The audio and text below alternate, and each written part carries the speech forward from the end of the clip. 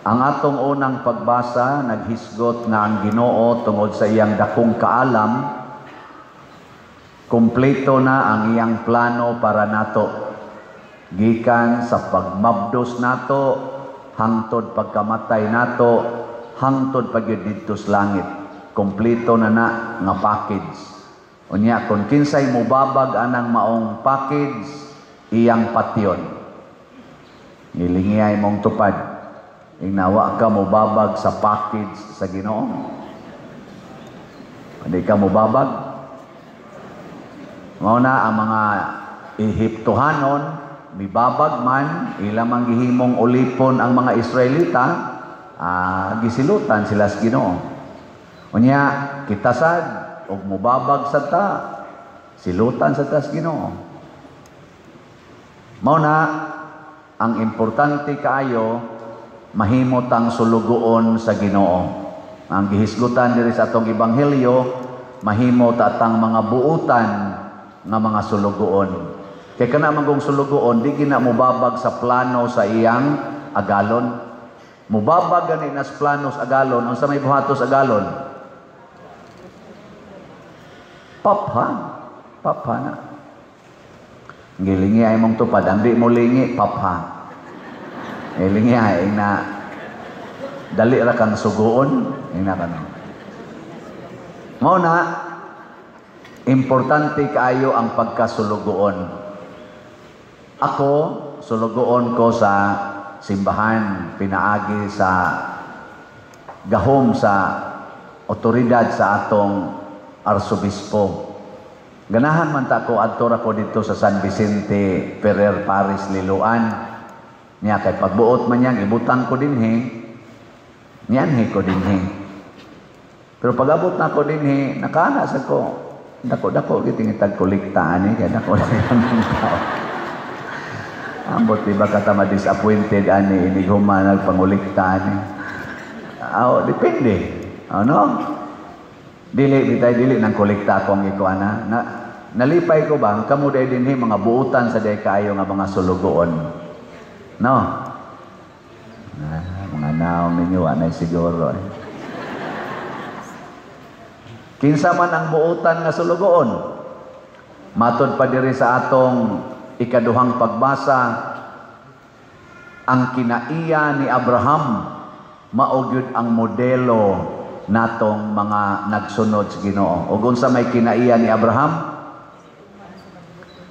Nituo siya.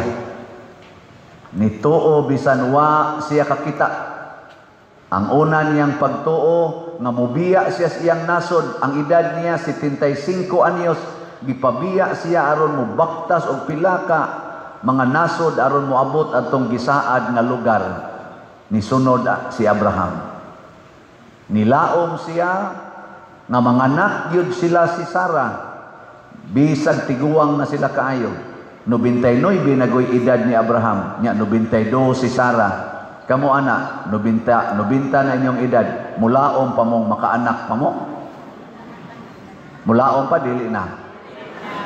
Kamo kay mga buangon mo nandigin mo mulaom. Pero pangutan ako no ang pari og madre na tuo mo padre nga makaanak pa mong sister. Unsa man sa tubag pare? Wa na namo kinahanglan na kay madre magpare. Ang kabubuton lagi sa Ginoo may sundon. Naiuban sad karon kusog pa kayong mga anak magpalaygit na. Nibabag na kas kabubutos Ginoo. Mag-inom pag pills. Niya nasay uban wa pa maminyo gatinukhangay na. Ibabag na sad sa nasay uban nangaminyo na nagbuwag sad, divorce, separation. Ayaw laging babagi ang kabubutos Ginoo. Ang uban nagpuyo-puyo, way mga kasal pagka mga buangon. Mo na masilutan kita ana. Silutan yun. Mo na si Abraham mituo siya. Og tungod sa iyang pagtuo, nakaanak gid kuno sila si Sarah. Ang edad ni Abraham pagkatao sa una nilang anak nga si Isaac, 100 years old. Nya pag-abot nag 12 anyos ni Isaac, giingna na sa Ginoo si Abraham, ihawa ang imong anak niadtong bukid nga akong itudlo nimo, ihalad siya nga rin ako. Gituman sa ni Abraham, iya na giduntag ihawon niyang anak. Nakaingong Ginoo, grabihag pagtuo nimo. Ayaw idayon ni anang Ginoo. Ayaw idayon. Ana. Pero si Abraham, basta Ginoo magsulti, bisan pa iyang anak ihawon. Muna kanang bana nga ligon kay pagtuos Ginoo, inigingos Ginoo, ihawa imong asawa, ihawa dayon. Kamong mga asawa, ligon kay mong pagtuos Ginoo, ihawa imong banab, ihawa dayon. So doon na di ay pagpatay nga kauyunan sa Ginoo, basta gisugo sa Ginoo. Oh, mga sentimental kayo. Oh, dili pwede pa dir. Kaya ako ganigi mahal. Bisag na cancer na, stage 4. Halag yun. Pa-hospital yun. Kaya aron maayo. Unya, kay namatay man yun. Dako kay bayranan. Mo, ari dayos pari. Padir, tabangi mis among bayronon. Mo paywa ta kakulikta. Panginglan pagitagbayad. Ngong pari, grabe naman sa nimong among-among. Wa ko magsugo nimo nga pa-hospital. Wa sa ko magsugo nimo nga i-admit yun na ng ICU. Nya karon, ako na imong pangayuan. Inyo palang tatong gibutang sa inyo. Nya ni Ari Kaspari kay hilugan. Ikaw ma, patay na to. Nya ato na yung misahan. Kakwarta pa. Welcome. Really, ayaw pamugos lagi sa Ginoo. Iiris na naka ng kwarta-kwarta. Wala to, adlib na to siya. Adlib na to. Kanang iiris, tumanang Ginoo. Daghan kay ta nga dili mo tuman sa Ginoo. Burabag dili sulugoon. Kita na noy manugo sa Ginoo, manguriksyon pa. Asa ka mangitag sulugoon nga musupak pa manguriksyon pa gyud. Natanawa o. Kanang inyong buhok nga itom, nganong inyo man ang pakulurag blan. Ningo nakaglo di ni mao Lord. Ana kani siya. Unya ang buhok sad nga ni uba na ipaitom sad. Ang kilay nga gitarong ginas Ginoo butang kiskison kay ilisa na ng badlis. Usahay magkahibat na lang Hinoon. Ya dahil na magkaratol ini kampat na siyang badlis. Tuyo-tuyuan yun. Puti ng buhok, kulurag itom. Nya inigsugo na sa puti is punuan dahil karatol kay anay kwarta, asa na sa kwarta patina. Mangutang pa di ra ba mo bayad? Tungod ra gina sa tong pagsupak-supak sa Ginoo. Muna, tuo, bisan, way kasiguruhan sa tawhanong sukdanan, tuo, murag sulugoon. Nya matod pa ni Jesus, diris Ebanghelyo, pagtigo mong bahandi dito sa langit. O unsa man ang bahandi dito sa langit, bunga na sa imong pagkamanggihatagon dinhi sa yuta. Munang niingon siya, ibaligya ang tanan ninyong kabtangan, og ang halin ihatag tanan ngadto sa mga kabos aron daghan mo bahandi sa langit. Mga igsoon dinhi bitas misa, di ba naay kolekta? Naay kolekta? Kanang imong gihog sa kolekta mao sa nay imong pundo dito sa langit. Unya kung gamay ra kag pundo sa langit, unsa may mahitabo? Basig dili igo sa pagpasod nimo sa langit. Nya dako kay kagipundo dinis kalibutan, dako kay kagipundo matud pa ni Kristo, kun hain ganing inyong bahandi tuang inyong kasing-kasing. Nya hukman man tas Ginoo kuno sumala sa atong kasing-kasing. Di man ta niya hukman sa atong naong, di man ta niya hukman ano mga burloloys, mga sakyanan, mga house and lot nga imong natigom. Di man na mo'y hukman sa Ginoo unsay mga posisyon nimo sa kalibutan, presidente bakas gobyerno hangtod barangay tanod, di man na mo'y hukman ang kasing-kasing. Kung hain ang imong kasing-kasing, tua gani sa kalibutanon, diritso kas imperno. Nya tua gani sa langit ang imong treasure, diritso din kas langit. Ngilingay imong tupad. Ingna, pilay ihog ni mos kolektaron. Ingna ka no. Oh, gusto ka malangit? Ihog tanan. Kay mo may gisulting Kristo, ihatag ang tanan. Wa man siya maingon, ihatag lang ang gamay. Tanan. O, ana. Pero naaman sa'y opsyon, mga igsoon. Naaman tayo mga project din Ako, nagdabi akong 70 million din nga utang. Ako lang nang gidada, kay ako man sa'y nagdesisyon, ana. Pero ang atong gipalambo, ang San Vicente Ferrer Parish, dito sa akong former parish. Na timingan lang yun, nawap mahumagbayad ang utang. O nang nadaan ako din Pero sige lang, palit lang mong slot. Unsa man ang slot? Kasabot na. Kinsay nakasabot na anang slot, taas ang kamot. Kanang nakasabot na, unsa nang slot ba? Uy, 5 raman kabuok. Kanang slot, para ninyo din, kay bag-o mamuna akong mga territorial parishioners. Muna'y akong style kung doon natay mga gastuhanan. Imbis nga magpa-sponsor ko og usa ka tawo, 2 ka tawo, 5 ka tawo, aron mo angkon sa usa ka dako nga gastuhanan, ato ng bahin-bahinon. Pinaagig slot. Ug unsa man ang slot, ang labing gamay nga donation nga imong mahatag ngadto sa simbahan. The minimum donation. Nya ang utang dito 70 million. So nagbaligya ako 700 slots nga tag 700,000 slots nga tag 100 pesos per slot. Kada nimo palit og slot naa kay grasyang madawat. Mao na ang title sa atong slot, Grace. May tatong naatay screen kay makita no sa ninyong ni adinhi, pero sa ato ni kay ato man sa ning online i-upload man ni nato, makita sa atong screen sa TV ang grace. Ang meaning ana, God's reward and complete elation. Elation means joy. Ana. Sa ato pa, kung mopalit kag slot, tagaan kag complete, hingpit nga kalipay. Ana. Sabot na mo. Nya sa sige na tong palit og slot, tigom-tigom na nato, mag-anam og kadaghan, matotal na siya og 70 million. Ana, ang kakadaghan ba na pa der? Ay, palit lang og slot, kausas-usa ka semana. Asa man mo palit? Diha sa gawas atong simbahan ay mga tents diha na ay lamisa.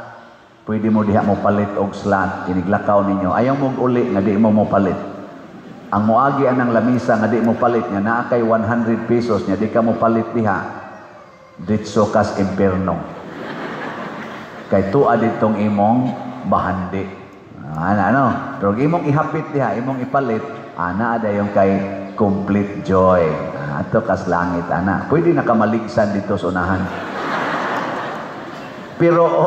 Pero di ka mo palit diha, bisag naaon ta kay ikapalit, nga naligsan ka dito, nabangga ka dito, peligro ka.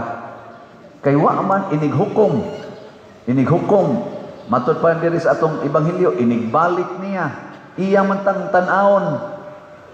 Kon nagtuman batas iyang kabubuton. Nya wa ta magtuman. Moabot ra ba kuno siya sa takna nga wa nato paabuta. Basig karon ng taud-taud. Sige, lingay mong tupad. Naandam na ka? Pangutan-a ba? Naandam na?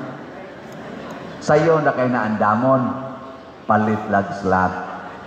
Ako mong tagaan og update.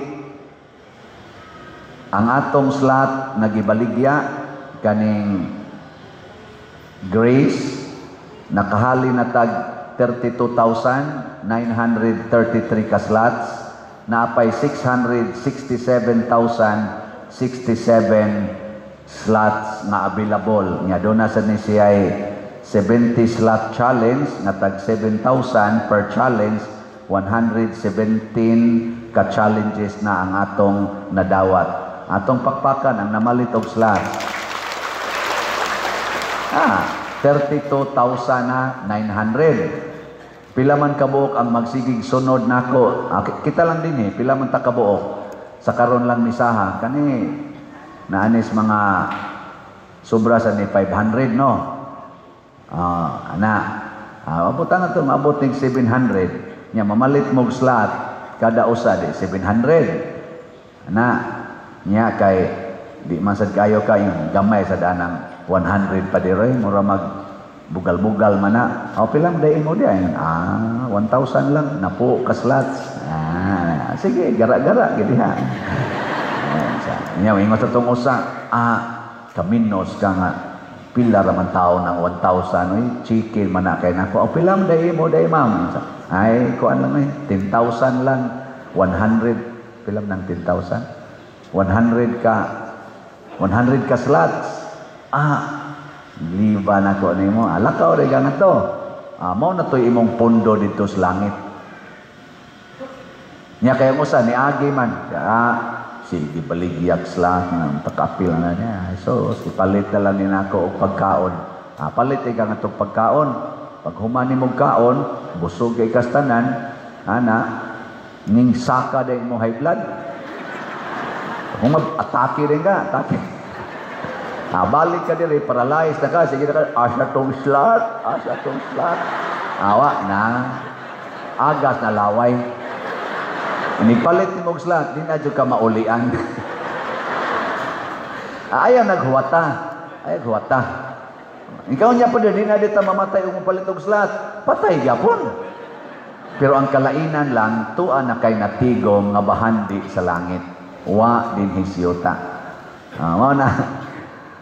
Mao na, mga igsoon, unsaon man pagpalit og slots, diha sa gawas, dito sa atong opisina sa parokya, pwede sa dito. Nya ako sang gihangyo si Father dito sa Napoli nako, nga pwede sa dito mamaligyag slot gihapon sa San Vicente Ferrer, Paris, Liloan. Asa dito na maligya tingali ron, pwede sa mo palit dito. O niya, sa atong mga online, pwede ninyo i-deposit sa atong bank accounts, tanawa lang sa atong screen. O niya, kining atong mga GCash, close lang atong GCash karon, kay puno na. Napamtay daghang options. O niya, dayon, pwede sad sa kwarta padala. Kini maoy mga pamaagi aron makatigom tagbahandi dito sa langit. Muna, dinhi sa atong parokya karon, atong tabangan. Kay ni atay daghang plano nga para i-improve ang atong parokya. Ang una natong gibuhat dinhi para kita maduol sa Ginoo, naghimo tag prinsipyo. Ug unsa may prinsipyo nga atong sundon, akong sundon sa atong panagkuyog dinhi hangtod mga 6 ka tuig tingali, kanang Trust Cebu. Ang acronym, Trust Cebu. Ang trust, ang spelling T-R-U-S-T. Ang pasabot anang T, transparency. Ako yung i-report ninyo ang tanan natong gibuhat, kutob sa mahimo, o ang tanan natong income sa parokya. Hangtod ta mga matay. Transparent ko ana. Every month, muhatag ko ninyo report. Mao nang i-report sa nako ang slots. Ang R, religiosity. Magtinabangay ta nga mulambo ang atong relihiyon.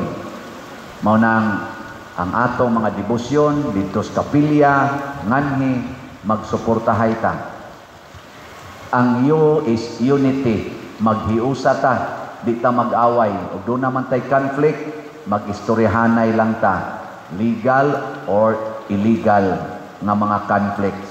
Nya makighiusa sad ko sa mga LGUs o sa mga katawhan sa laing mga relihiyon. Ato sa na silang dawaton, maghigugmaay ta. Unity. O niya, dayon, S, service, mag-alagaray ta. Dinhi sa atong simbahan, naningkamot kita nga mag-alagad. Dili, magsigig pangayo. Mangayo po ninyo, aning slots, para ialagad sa tanang katawhan. Ang T is technology. Usas ato rong gipangandoy nga nanaon tatay mga TV screen monitors para makakita ta sa atong mga gustong ipakita ninyo dinhi sa sod sa simbahan o sa gawas sa simbahan.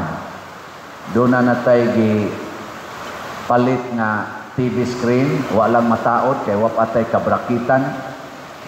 Huyang man, sige lang. Basig sunod tuig, mabrakit na to. Dipalit man to atong usang adlaw, sunod tuig pa to itaw. Asag bilang, basta na atay technology. Nyaon sa man ang Cebu. Ang Cebu stands for C, clean, limpyo.